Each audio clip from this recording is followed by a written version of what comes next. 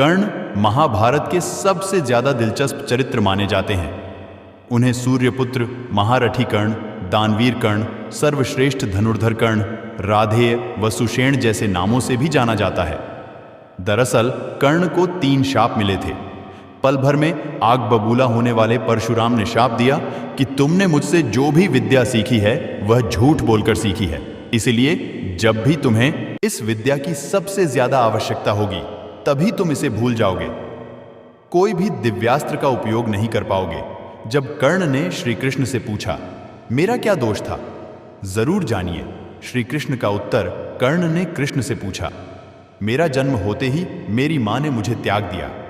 क्या अवैध संतान होना मेरा दोष था? द्रोणाचार्य ने मुझे सिखाया नहीं क्योंकि मैं क्षत्रिय पुत्र नहीं था। परशुराम जी ने मुझे सिखाया तो सही, परंतु श्राप दे दिया कि जिस वक्त मुझे उस विद्या की सर्वाधिक आवश्यकता होगी मुझे उसका विस्मरण होगा, क्योंकि उनके अनुसार मैं क्षत्रिय नहीं था।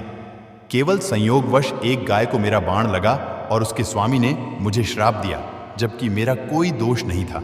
द्रौपदी स्वयंवर में मेरा अपमान किया गया।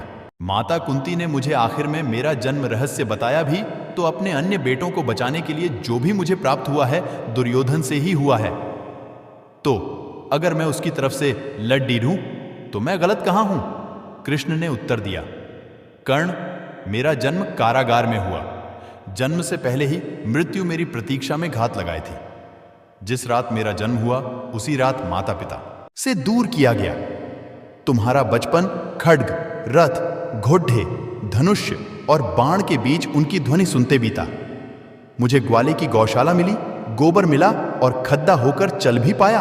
उसके पहले ही कई प्राणघातक हमले झेलने, पद्धे कोई सेना नहीं, कोई शिक्षा नहीं। लोगों से ताने ही मिले कि उनकी समस्याओं का कारण मैं हूं। तुम्हारे गुरु जब तुम्हारे शौर्य की तारीफ कर रहे थे, मुझे उस उम्र में कोई शिक्षा भी नहीं मिली थी। जब मैं 16 वर्षों का हुआ तब कहीं जाकर आर्षि सांदीपन के गुरुकुल पहुंचा। तुम अपनी पसंद की कन्या से विवाह कर सके। जिस कन्या से मैंने प्रेम किया वो मुझे नहीं मिली और उनसे विवाह करने पर जिन्हें मेरी चाहत थी या जिनको मैंने राक्षसों से बचाया था। मेरे पूरे समाज को यमुना के किनारे से हटाकर एक दूर समुद्र के किनारे बसाना पड़ी था, उन्हें जरासंध से बचाने के लिए। रण से पलायन के कारण मुझे भीरू भी कहा गया। अगर दुर्योधन युद्ध जीतता है तो तुम्हें बहुत श्रेय मिलेगा। धर्मराज अगर जीतता है तो मुझे क्या मिलेगा? मुझे केवल युद्ध और युद्ध से निर्माण हुई समस्याओं के लिए दोष दिया जाएगा। एक बात का स्मरण रहे कर्ण, हर किसी को जिंदगी चुनौतियां देती है। जिंदगी किसी के भी साथ न्याय नहीं करती।